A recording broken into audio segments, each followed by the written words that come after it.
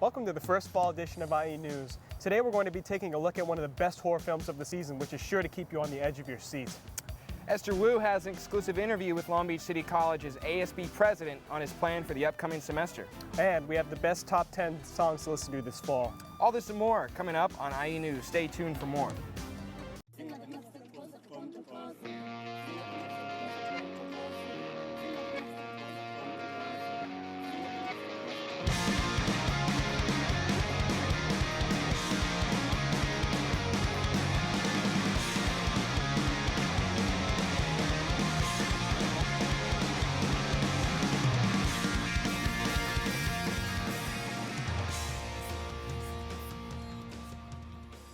For the first story, my co-anchor Ricky gives us an in-depth look at Don't Breathe, a film so suspenseful, so tense, it'll have audiences living up to the title. Don't Breathe is the sophomore effort from Evil Dead director Fede Alvarez. It's a horror passion project made for a low budget of $10 million. And he reportedly not only turned down Marvel's Doctor Strange to direct Don't Breathe, but a hefty paycheck at that. A hefty Disney paycheck.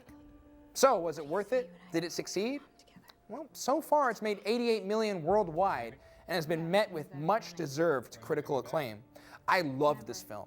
It's about three young cat burglars who are trying to steal enough money to escape Detroit and flee to California. They get a tip about $300,000 in cash stashed somewhere in an old house inhabited by an old blind war veteran. Easy steal, right? No, this movie's crazy. With a runtime of 1 hour and 28 minutes, there are no dull moments. Even during the often tedious prologues that come with horror films, Fede still manages to make it engaging with his efficient pacing, which is evident throughout this tight, tense thriller. With Evil Dead's excessive graphic violence and brute force directing style, Fede hoped to achieve subtle horror with Don't Breathe. So the violence isn't excessive or exaggerated, so on the occasion that the violence hits, it's brutal because there's such a minimal amount.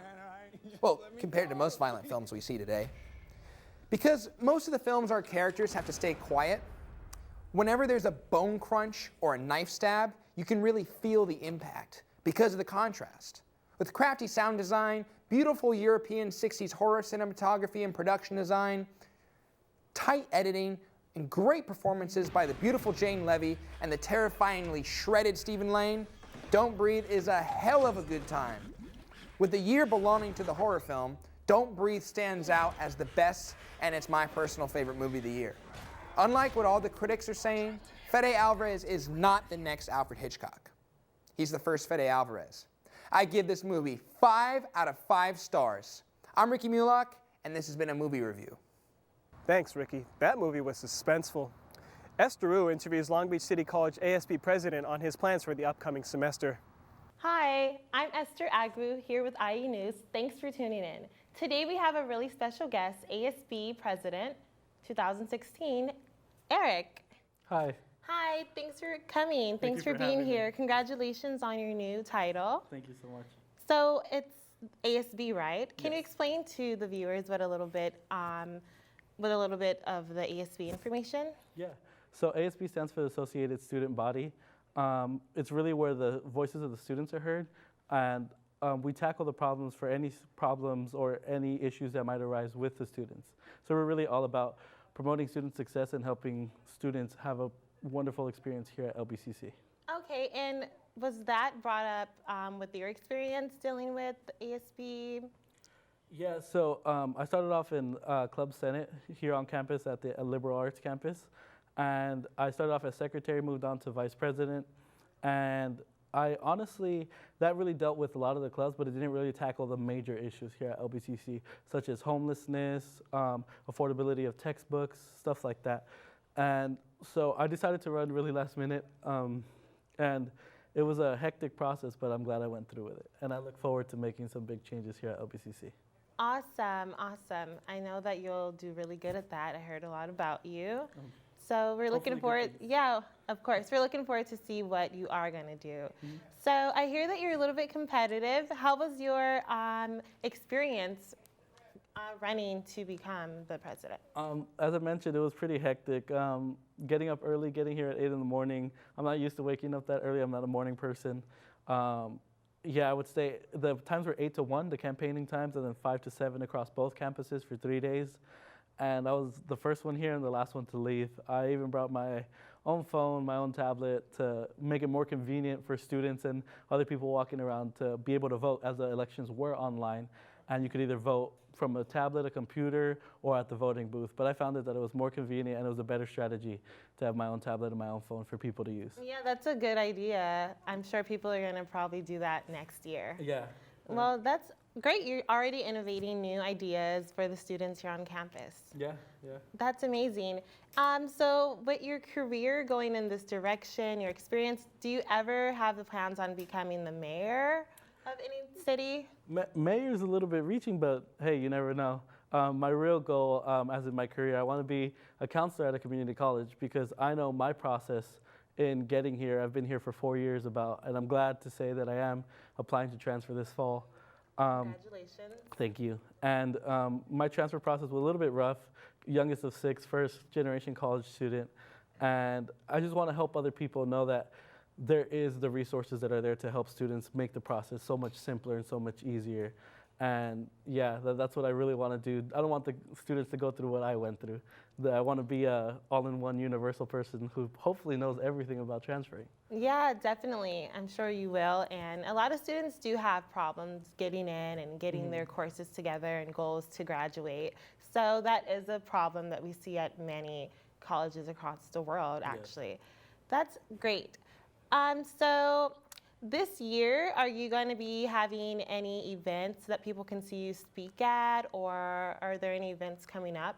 Actually, I just spoke at the Promise Pathway ceremony for the incoming freshmen. Okay. I really don't have anything planned for now, but they kind of let me know as the ceremonies tend to happen. But we do have Friday meetings every morning, 8 to 8:30. It varies from campus to campus every week. This Friday, the 9th, we'll be having a 8:30 meeting at PCC in GG 238, and then next week we'll have it here in T1100. They're really fun. Not that fun, but they are really fun. And you do get service hours for attending, so any students out there that want to come, they can also get involved in the Viking Volunteer Program and get hours to do them. Oh, okay, wow. And what do you guys cover at those meetings? So we tend to cover like the proposed budget for ASB. We do have a budget that deals with a lot of the stuff here on campus, that deals with a lot of the banquets and stuff like that. Okay. So yeah, we do go through that. We tackle student issues. Our student trustee, Alejandro Lomelli, has been doing an awesome job. He's involved in SSCCC, as well as past president Dalziel Arambula. He's involved in SSCCC. And they really tackle statewide issues such as the homelessness. One of the bills that they're passing is to be able to get budget fees so that homeless students here at LBCC could use the shower facilities to, That's amazing. Yeah. That's amazing because we want to look out for our community, and it starts within us and here on campus. Yeah, most definitely. And what people don't see is that people think that to be homeless, you need to be out on the street, you need to be dirty, stuff like that. No, there's students who do come here who can barely afford textbooks but can't afford a home. They live out of their cars and they do struggle. And a lot of them are veterans of the military. So that's something we do really, really want to focus on. Okay, that's awesome. And are there any other events coming up? We have Join a Club Day coming up this Friday. Join a club? No, Friday. Sorry, Thursday. Yes. Okay. It's the 8th, I believe. Yeah, it'll be out in front of the A Quad from 11 to 1, and then out in front of the E building from 2 to 4, I believe. So all the clubs come out. It's always a great event. ASB gives out free stuff such as chargers, shirts, bottles, sunglasses. It's a really fun event, and we give out free food. So Really? yes. Okay. So we encourage everyone to come out. And yeah, any clubs that you might see, that you might enjoy, that you might be interested in, they'll be out there, they'll be recruiting people, and it's better to get involved. As colleges, when you transfer, do look to make sure that you're an all-around student, not just focusing on academics. And I hear that you were really involved in doing community service. You won an award for... Yeah, so I won the Endorsement Award last semester. It was a year thing, so they count both fall and spring for the most hours. I got 538 community service hours, and I got the President's Gold Award. Oh, you got the President's Gold Award. Yeah.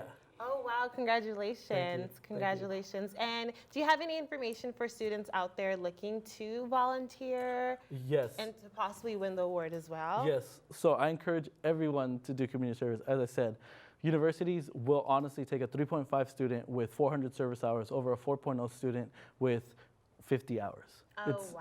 Yeah, so get involved in the Viking Volunteer Program. Go inside the Fishbowl, inside the E-Nordic Lounge. Look for Taylor, or look for myself. I'm always in there having office hours. And get involved. All you have to do is fill out an application, have a 2.0, and all the hours that you get go on your transcripts so that when you do transfer, the university see them on your transcript. Oh, wow. That's amazing. Yeah. Well, thanks for sharing all this information. Really, really appreciate it. Was there anything else that you wanted to let the student body know? Just if anybody has any questions, you'll feel free more to find me inside the ASP office, inside the E-building. I'm always willing to answer questions and look for anybody around. Please get involved. It's really great. And I hear that you guys are on Snapchat and Instagram. We are. And Facebook. So any picture that you take around campus, you can hashtag LBCCASB. That is also our name for all social media, Facebook, Instagram, Snapchat, Twitter. We try to be on everything. So LBCCC ASB. ASB. Yeah, and then later we'll be announcing that the Spirit Award for this fall, you can win by having the most pictures uploaded and showing the most school spirit. Okay, so that is amazing. I'm sure everyone will be involved in that. Hopefully. It should Definitely. get competitive. Awesome. Well, thank you so much for Thank you. coming. We appreciate it. And you guys don't forget to hashtag LBCCASB to be involved in things with Eric. Thank you. Thank you so much. Thanks, Esther, for that wonderful interview. Next, DJ ARE gives us the hottest top 10 songs for the fall. Hello everybody, I'm Brent Potvin, aka DJ ARE from KCTY Radio, right here in the KLBC studio, and you can catch both of these radio stations on kctyfm.org and klbc.org. And this week, I got the top 10 of the pop charts right for you guys. At number 10, it's Needed Me by Rihanna. At number 9, it's One Dance by Drake. At number 8, it's Treat You Better by Shawn Mendes. At number 7, it's Ride by 21 Pilots. At number 6 is This Is What You Came For by Calvin Harris. At number 5, it's Don't Let Me Down by the Chainsmokers. At number 4, it's Cheap Thrills by Sia. At number 3, it's Heathens by 21 Pilots.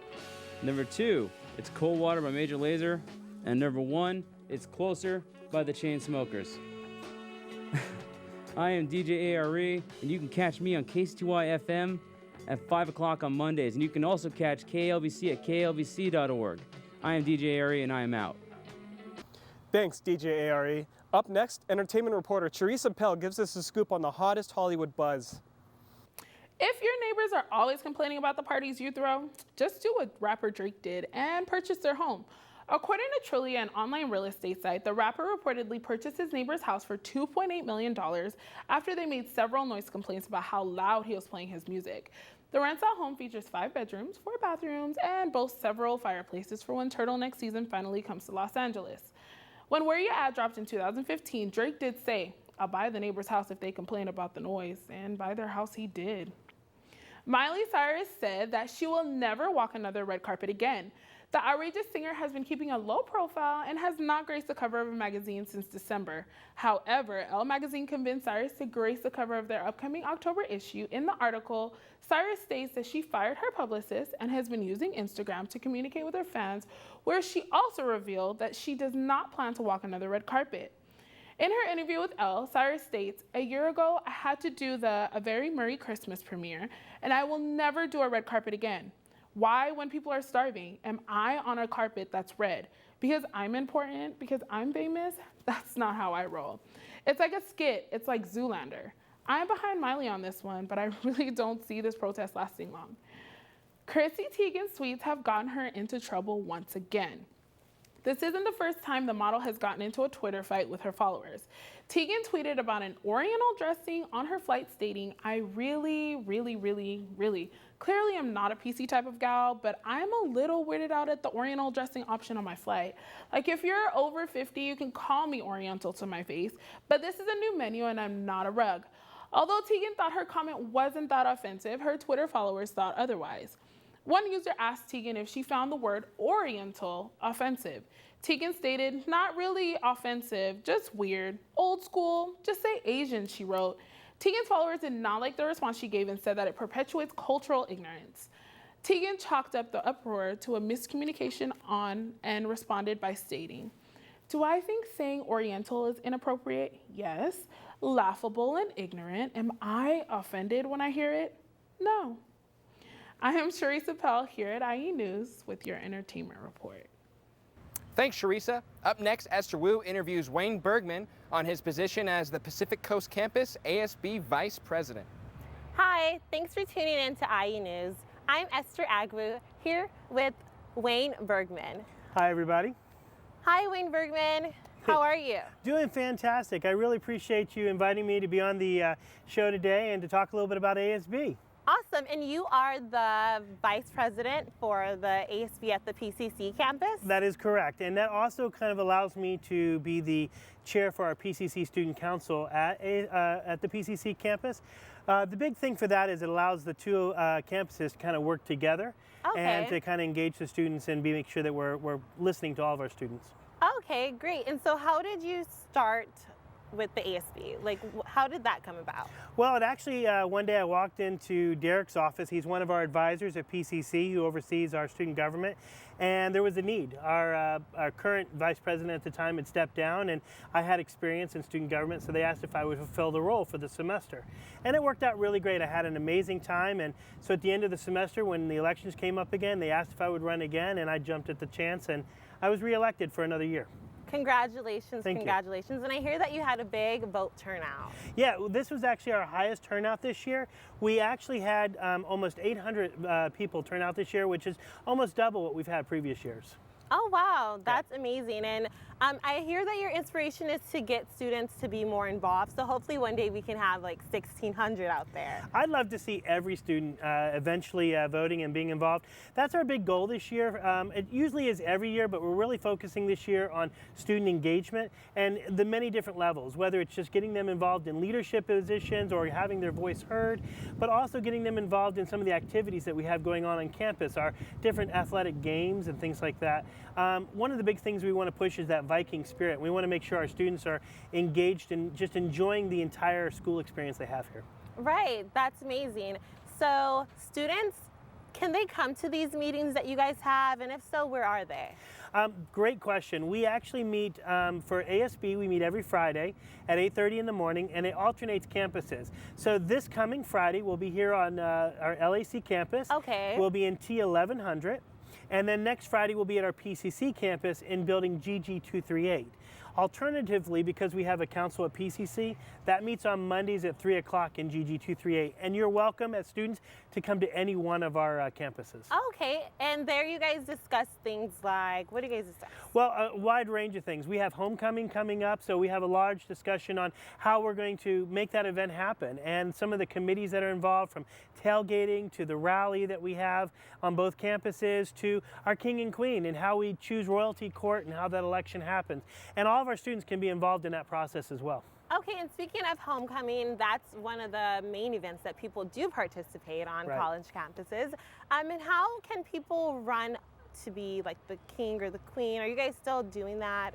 We are actually. So basically the big thing is we're going to be coming up and releasing the date for applications that'll be due. Okay. That date hasn't been released yet. We're still working on that. But the actual homecoming will be October 22nd. Usually the week before that we do our rallies. And that gives the candidates a chance to really get out and mingle with the students and get a chance to get them to vote for them. And then we announce the king and queen at halftime during our football game. Oh, okay, well that's going to be amazing. Well, we're pretty excited about it. It's been a great turnout every year. This year, our theme, I'm going to reveal it for the first time, we just decided, is 1920s Great Gatsby kind of, Oh, wow. It's going to be that roaring 20s theme, so it'll be a lot of fun. That's going to be great. I've always wanted to attend something like that. It's going to be great. We invite everyone to come out, be a part of the process, be a part of the event, and I think you'll have a great time doing it. Awesome, that's amazing. And are there any other events coming up this semester? Yeah, we have a lot of things that we're doing this semester. One of the things we have that usually happens in the spring, which we're starting to gear up now for, is our spring scene, which is kind of a singing, some people lip sync contest. We have our I do apologize. It's the rally that we have where we, it's the mini Grand Prix where we go Mini out. Grand Prix. Right, and if you've never been to it, it's like mini go-kart races. Oh, It's wow. a lot of fun. The clubs come out and do that. So there's a lot of different things that we do throughout the year to get the students involved. We have cram nights at the end of each semester where we work on trying to help the students kind of get ready for their finals. And one of the big things I do want to point out is during our home games this year, we're going to be developing a new spirit team. And that's a lot of fun. We're trying to encourage our students to come out and be involved and cheer on our team. And we're going to be doing some feeding before the game, and you get some service hours just for coming out and rooting on your team. Oh, wow. So you guys get community service hours as well. Right. So you get fun service hours. You get to mingle with your faculty and student body. That's Correct. amazing. That's amazing. Oh, we have a blast, and again, you know, the biggest thing is we want to also let you know that we want to listen to our students, and if there's things that you guys have, some ideas that you'd like to see student government involved in, or some things you'd like to see us kind of working on, we would encourage you guys to reach out, come to our meetings, leave us a message.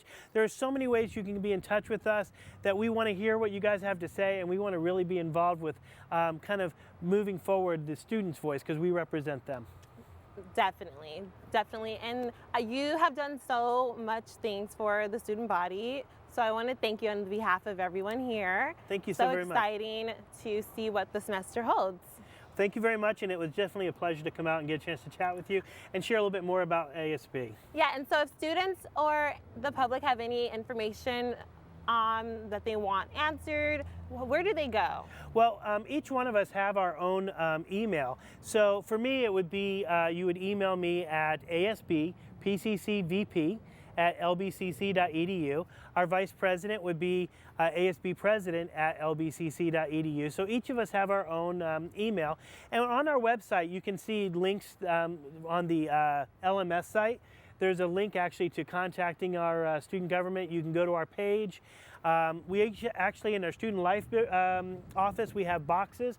You can drop off stuff for each of us in our boxes there as well. So we have office hours, and we'll be listing those as well. So there's a lot of ways you can reach out to us and get involved and ask us questions and allow us to just kind of hear what you have to say. Yeah, that's great to know that students do have a voice and we can actually implement change if we were willing to do so and step forward. That's great to know. Yes, thank you. So, you know, one of the things I would encourage also students is if you see some things that you'd like to see us working on that haven't been done, classes that you'd like to see offered, we have students involved in Academic Senate and so many other committees. We'd like to definitely want to encourage you to share your voice on that too. Awesome. Well, it's been amazing. And if they want to contact you guys on your social media, things like Snapchat, Instagram, Facebook, it's LBCCASB. Right, we have hashtag LBCC.ASB. We have a Facebook page, and we also have our Snapchat. You can actually find links to those on our Facebook page as well. And we definitely would love to hear from you guys. Post some stuff, and let's see what's going on campus. Well, thank you so much, Wayne Bergman, for being here. Appreciate it. It's definitely a pleasure. Looking Thank forward you. to the cool semester. Yes, I'm excited about the year ahead. Awesome. I'm Esther Agbu here with IE News. Thanks for tuning in. Thanks, Esther, for that insightful interview. Do you love to shop? James Cuevas gives us the top 10 best shopping malls in the LA and Orange County area that are sure to become any shopaholic's dream. I looked up 10 of the best shopping malls in the Southern California area to help you save time and money. Number 10, Los Cerritos Center. This is a simple mall that does not feature a lot of the top brand name retailers, but it offers different amenities for its shoppers. Number 9 is the Santa Monica Place and 3rd Street Promenade. What's better than having a mall next to a pier? If you want to see all the new developments and eye-catching stores, take the Metro Expo line. It will drop you off across the street. Number 8, Plaza West Covina and Eastland Center. They are a mile apart, located in the San Gabriel Valley just off the 10 freeway. The Plaza is all about uptown style, while the Eastland Center is for the shopper who wants to save money. Number 7, Westfield Topanga in the San Fernando Valley. This is the largest and first enclosed shopping mall to open in California that was recently refurbished. Number 6, Ontario Mills Mall, located across the street from the former Ontario Motor Speedway racetrack. This mall features 200 stores and 20 tenants all on one floor. Number 5, Irvine Spectrum Center. This mall gives off the feeling of a carnival. Its unique ways of attracting more new shoppers will grab your attention with a side of amusement. Number 4, Del Amo Fashion Center. This is the second largest mall in LA County. There are new developments currently in process. This mall offers a lot of the top brand names many shoppers look for. Number 3, Glendale Galleria and Americana at Brand. The Glendale Galleria is the 3rd largest mall in LA County. These two places have various shopping retailers and attractions that are found at this mall. Number 2 is Fashion Island in Newport Beach. Fashion Island is a shopping center that makes you feel like you are on an actual island. It offers high-end shopping stores for the shopper who wants to spend. Number 1 is South Coast Plaza. The South Coast Plaza has over 250 stores that mainly focus on fashion. It is a shopaholic's paradise. I'm James Cuevas Jr. for IE News. Welcome to the Radio and Television Department at Long Beach City College. Here you will learn to make anything that ends up on your television or radio. Working in the studio is like some kind of cool video game. You man your controls while coordinating over headphones, watching the screens carefully. Then when the target is in the right spot, you push the red button. Only instead of zombies, it's celebrities. Whether you like playing single player or multiplayer using a PC or console, or you just think all this stuff looks cool, then check us out at LBCC. With baseball season ending and football season just beginning, sports anchors Alex Wallace and Noah Russell give us their sports rundown. Hello and welcome to IE News Sports. I'm Noah Russell. And I'm Alex Wallace. And today we're going to kick things off with baseball. Take it away. At the end of the ML season, or coming to the conclusion of it, David Ortiz just hit his 536th home run, tying Mickey Mantle. Mickey of all Mantle. people. Wow, yeah, exactly of all people, because a guy like David Ortiz tying with a legend like Mickey Mantle, this guy's going to be a legend in his own generation. Exactly. So let's move on to the Dodgers, though. What we got cooking? Oh, the Dodgers. Wow, they have I got to say, they have a big chance of winning the NL West because I was actually quite surprised that they moved past the Giants when they were number 1. And it's unfortunate for my grandmother because she's from San Francisco, but us LA natives, hey, why not, right? Don't take relatives into this sports world. No Alrighty, way. so MLB divisional leaders, though, is the Nationals in the NL East, the Dodgers in the NL West, as we were just mentioning. The Cubs are rounding off the NL Central. Looking into the AL, the Rangers are taking the West, the Red Sox in the East, and the Indians over in Central, which I'm excited about. Cleveland actually finally breaking the curse with LeBron James. We'll see if they can still continue their luck in Cleveland. Let's hope so. Now, to kick off the NFL season, the Rams, believe it or not, their value increased to $2.9 billion. When you come to LA, things skyrocket, it seems. Absolutely, absolutely. And speaking of skyrocketing, Colin Kaepernick's jersey sale went through the roof, even after that protest of him sitting down during the national anthem. I just can't believe 17th on the team to number 1, matter of weeks. Absolutely, absolutely. So what do we got going in the Chargers? So once again, Chargers are off to a non-lightning start, losing in week 1, but we are looking forward to a couple matchups. The Packers versus the Vikings. Aaron Rodgers is going to be a great matchup. Jaguars versus the Chargers, them blowing that 17th fourth quarter lead in the first week. We'll see if they can come back and beat a depleted team. Seahawks versus the Rams. Let's be honest, we all just want to see the Rams succeed. They ended up beating the Seahawks 3 of the last 4 meetings while holding their quarterback under a below average quarterback rating. You know, I'm actually quite surprised that the Rams are going to play the Seahawks, but on the other hand, they got crushed by the 49ers, which is admittedly not a very good team, but the Niners definitely redeemed themselves. There's no doubt about that, especially all that cloud over Colin Kaepernick. It was nice to see them go out and show their team that, hey, you know what, not one person can affect it. Couldn't agree more. Now, in the case of LBCC football, the top-ranked Long Beach City College Vikings faced off against the number 3 Saddleback City College, the Gauchos. Yeah. Yes, indeed. It was Saturday evening on the road in a very highly anticipated remastered of last year's SoCal Regional game. But after tossing up a crooked number of 24 points, oh boy! It's hard to come back from that. Yeah, I know. But see, they unfortunately ran out of steam, you know, in the fourth quarter. That's where games are won and lost, though. Fourth quarter. That's right, it happened. So the score, unfortunately, was 33-37. But what are you gonna do? But hey, the next upcoming game, it'll be coming up soon, and it's against the Canyon City College. If you wanna check it out, if you can't make it to Vet Stadium, just go onto YouTube on LBCC Viking Productions, and you can see it there for free. So until next time, I'm Noah Russell. And I'm Alex Wallace. And this is IE News Sports. Thanks, Alex and Noah, for keeping us updated on the sports world.